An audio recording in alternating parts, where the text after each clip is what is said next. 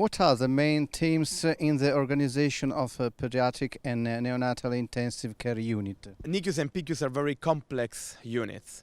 So the organization is also very complex, and you need to take together physicians, nurses, sometimes respiratory therapists and other specialists. So the big issue is to well coordinate these people under a unique direction by the intensivist.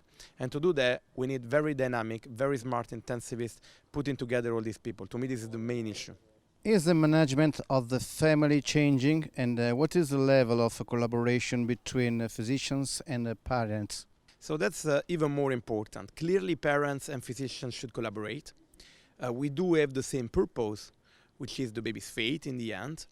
And we cannot do that without the support of the family.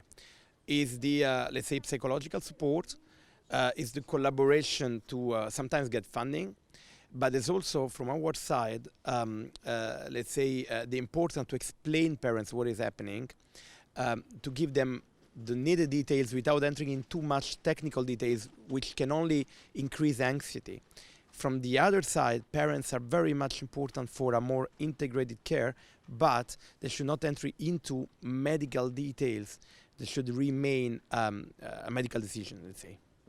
How much is important the link between the intensive care unit and the rehabilitation care? That's the most difficult part, let's say. We all are physicians in intensive care.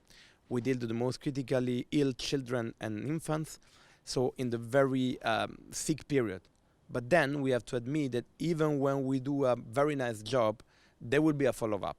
There will be something that is coming later on.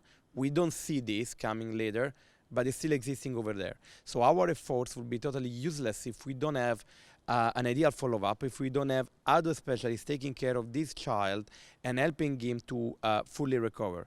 Unfortunately, this requires, again, a big integration with other figures and the family, but especially requires a lot of investment. And I must say that in some European countries, sometimes this investment for the follow-up care out of the ICU is not enough yet. And what is the role of the European Association? So that's even more important as a ESPNIC president-elect, and you know that ESPNIC is the European Society for Pediatric and Neonatal Intensive Care. I care very much about that, and we are trying to, let's say, link together all the different reality, because still we have a kind of national border pretty strong, too much strong. So we are starting to have agreement with the National Society. We are the bigger scientific pediatric society in Europe. We are investing quite a relevant amount of money to improve research in this area. But the most important thing is to getting together people from the different European countries and start to think at the European level, crossing the border. And so helping people to see what the other are doing and, let's say, trying to have the same average or standard of care across different European countries.